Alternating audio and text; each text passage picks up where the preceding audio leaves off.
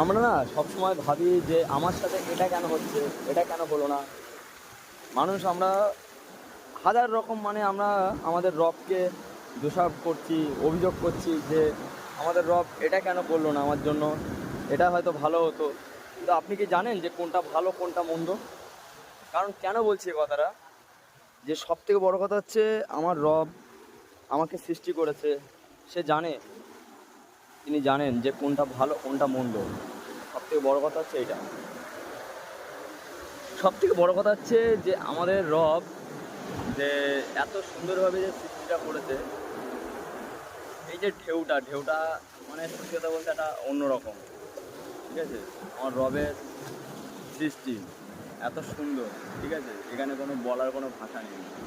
আলহামদুলিল্লাহ, আলহামদুলিল্লাহ, আলহামদুলিল্লাহ। আমার রব সত্যি কথা বলতে আমাদেরকে এত সুন্দর যত্ন সহকারে সৃষ্টি করেছে, তার সৃষ্টি কোনো তুলনা নেই, তার সৃষ্টি কোনো তুলনা নেই। আলহামদুলিল্লাহ, আলহামদুলিল্লাহ, আলহামদুলিল্লাহ, আলহামদুলিল্লাহ। ইয়া আল্লাহ,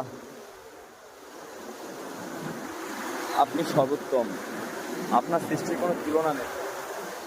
সমুদ্রে আসলে সত্যি মাইন্ডটা ফ্রেশ হয়ে গেল আজকে।